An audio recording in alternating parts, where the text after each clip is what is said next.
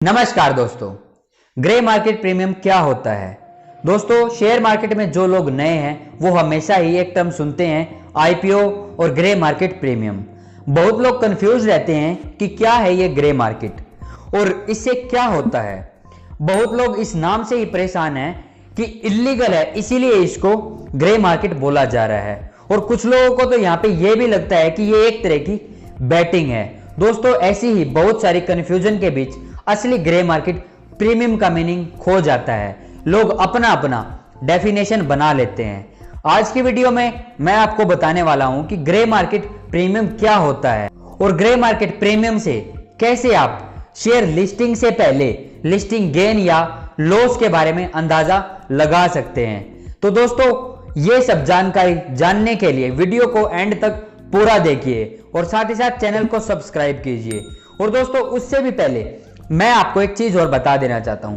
अगर आपको घर बैठे पैसा कमाना है या शेयर मार्केट में ट्रेडिंग करना है तो दोस्तों यहां पे सबसे बेस्ट ऑप्शन आपके लिए है एंजल ब्रोकिंग का डीमैट अकाउंट। क्योंकि दोस्तों यहां आपको पहले साल में किसी भी तरह का कोई भी अकाउंट मेंटेनेंस चार्जेस नहीं देना रहता और ना ही दोस्तों यहां पे आपको कोई भी अकाउंट ओपनिंग फीस देनी पड़ती है और ना ही दोस्तों यहां पे आपको कोई भी डिलीवरी में अगर आप ट्रेड करते हैं तो किसी भी तरह का चार्जेस देना पड़ता है। लेकिन दोस्तों यहाँ पे आपको मिनिमम ब्रोकरेज देना पड़ता है, वो भी है फ्लैट 20 रुपीज पर ऑर्डर अगर आप इंट्राडे में ट्रेड करते हैं। और दोस्तों उसके साथ साथ आपको एंजल ब्रोकिंग की तरफ से एक स्पेशलाइज्ड रोबो ऑर्डर फैसिलिटी भी दी जाती है, जिसका प्रयोग करके आप एंजल ब्रोकिंग की special artificial intelligence driven system का फायदा उठा सकते हैं, जो आपको आपकी सैलरी, एज या आपके प्रेफरेंस के हिसाब से पहले ही आपको बता देगा कि आपको कौन सा स्टॉक या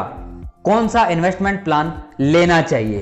तो दोस्तों, और आपको पता ही होगा कि पिछले अभी कुछ दिनों पहले ही एंजल ब्रोकिंग का आईपीओ भी आया था, जो कि अभी ये शेयर मार्केट मतलब स्टॉक एक्सचेंज में भी लिस्ट हो चुकी है कंपनी।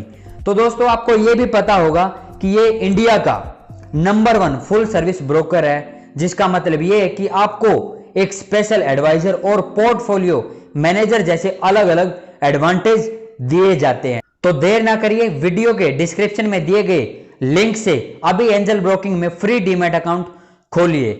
और दोस्तों अब हम बात कर लेते हैं कि ग्रे मार्केट प्रीमियम का असली सच। दोस्तों दुनिया में सिर्फ 2 ही कलर यानी ब्लैक और व्हाइट ही नहीं है, इसके अलावा भी बहुत सारे और भी कलर हैं, जिनमें से हैं ग्रे। ग्रे नाम होना खराब नहीं हो जाता या यूं कहें कि बदनाम नहीं हो जाता जब कंपनी अपना इनिशियल पब्लिक ऑफरिंग लाती है या यूं कहे आईपीओ लाती है। तो उसका एक इश्यू होता है जब वो कंपनी अपने शेयर्स को पब्लिक को सेल करने का एक इंतकाल ऑफर लाती है।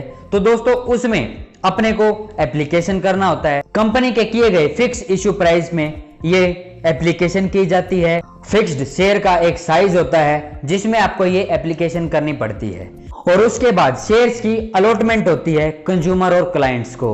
और दोस्तों उसके बाद फिर ये स्टॉक एक्सचेंज में लिस्ट हो जाता है। तो दोस्तों इस पूरे प्रोसेस में एक ऐसा भी टाइम आता है जब शेयर इशू हो जाते हैं, लेकिन लिस्टेड होने में अभी थोड़ा टाइम रहता है। तो दोस्तों इसी समय of the table in shares का बाइंग और सेलिंग होता है, जिसमें कोई भी एक्सचेंज इन्वॉल्व नहीं होती है। ये बाइंग और सेलिंग सेबी या किसी भी एक्सचेंज के द्वारा रेगुलेटेड भी नहीं होती है। कोई भी कंपनी या इंडिविजुअल अपने कॉन्टैक्ट्स के थ्रू खरीदते और बेचते हैं। अब समझ लीजिए कि कोई कंपनी के शेयर का इश्यू प्राइस 100 रुपए पर शेयर था और उसका ग्रे मार्केट में प्रीमियम 20 रुपए में डील किया जा रहा है। उसका मतलब यह है कि वो शेयर 120 रुपए में बिक रहा है। दोस्तों कुछ लोगों को यह लगेगा कि यह प्राइस फिक्स कैसे होता है, उसका भी मैं आपको एक छोटा एग्जांपल दूंगा। लेकिन दोस्तों जो ये 100 रुपए का शेयर 120 रुपए में बिक रहा है, तो दोस्तों इसी को ही ग्रे मार्केट प्रीमियम या जीएमपी कहा जाता है। और नॉर्मली होता ऐसे है कि अगर किसी शेयर का ग्रे मार्केट में 20 रुपए प्रीमियम चल रहा होता है तो वो 20 रुपए बढ़कर ही लिस्ट होता है स्टॉक एक्सचेंज पर। तो आप समझ ही सकते हैं कि ग्रे मार्केट प्रीमियम मतलब जीएमपी एक तरह का इंडिकेटर है जो आपको पहले ही बता देता है या समझा देता है, अंदाजा लगवा देता है कि अपने को शेयर में लिस्टिंग गेन होगा या लॉस होगा। और दोस्तों अब हम समझ लेते हैं कुछ जीएमपी और कोष्टक के बारे में कुछ इंपॉर्टेंट बातें। कोष्टक रेट वो चीज है कि अगर आप अपने आईपीओ एप्लीकेशन को ही किसी इंडिविजुअल या कंपनी को बेच देते हैं तो दोस्तों जो उसका रेट होता है उसी को ही कोष्टक रेट बोला जाता है। अगर आप आपके 5 एप्लीकेशन को सेल कर देते हैं, एग्जांपल से समझते हैं, अगर आप आपके 5 एप्लीकेशन आईपीओ एप्लीकेशन को ही बेच देते हैं और उसमें से आपको सिर्फ 2 ही अलॉट होते हैं तो फिर भी आपको पूरा प्रॉफिट होता है और जो आपको अलॉट किए गए शेयर्स में से प्रॉफिट होगा वो आपको आपके एप्लीकेशन के बायर को देना पड़ेगा।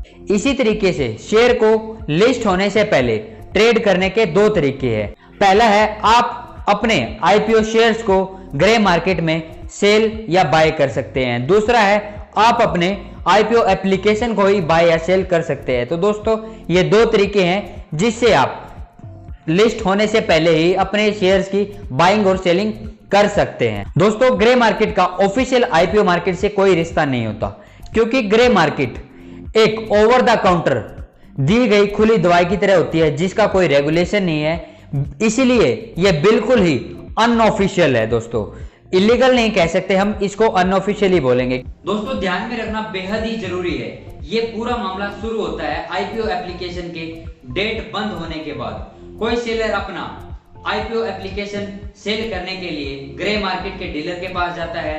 ये ग्रे मार्केट का डीलर अपने खुद के एक्सपीरियंसेस, टेक्निकल एनालिसिस और बाकी इंडिकेटर्स को ध्यान में रखते हुए ही एक ग्रे मार्केट प्रीमियम फिक्स करता है। ये प्रीमियम कभी इश्यू प्राइस से ज्यादा होता है, कभी इश्यू प्राइस से कम होता है, लेकिन मोस्ट ऑफ द टाइम ये गैस बिल्कुल सही होता है क्योंकि इनके एनालिसिस पक्के टेक्निकल ग्राउंड पे होते हैं। ऐसे ही एक ग्रे मार्केट प्रीमियम फिक्स होने के बाद एक डॉक्यूमेंट या सेल डीड भेजा जाता है डीलर द्वारा सेलर को, और दोस्तों इस डीड के मुताबिक सेलर को अगर शेयर्स अलॉट किए जाते हैं तो दोस्तों डीलर के इंस्ट्रक्शन के हिसाब से उसको बेचेंगे या फिर किसी दूसरे डीमैट अकाउंट में ट्रांसफर करेंगे। मतलब एक बार ये ग्रे मार्केट पे सेल होने के बाद पूरा का पूरा शेयर्स का ओनरशिप डीलर के पास चला जाता है।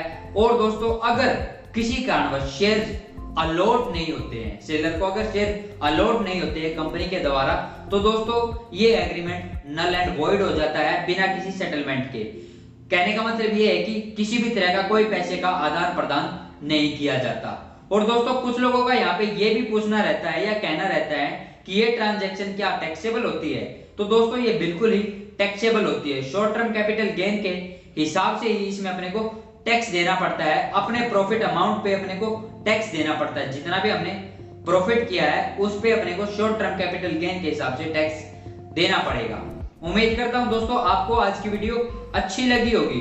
अगर आपको आज की वीडियो अच्छी लगी है तो दोस्तों वीडियो को लाइक कीजिए, और दोस्तों अगर आपकी फिर भी कोई क्वेरी रह जाती है तो आप नीचे कमेंट बॉक्स में कमेंट करके मुझसे पूछ सकते हैं या वीडियो को रिपीट करके दोबारा देख सकते हैं। और दोस्तों अगर आपको लगता है कि ये वीडियो आपके किसी रिलेटिव या फ्रेंड के काम आ सकती है तो दोस्तों वीडियो को शेयर कीजिए। और दोस्तों अगर आप ऐसी ही इंफॉर्मेशनल और नॉलेजेबल वीडियो देखना चाहते हैं तो आपके अपने चैनल को सब्सक्राइब कीजिए, जिससे हमारी आने वाली सभी वीडियो का नोटिफिकेशन आपको सबसे पहले मिलता रहेगा।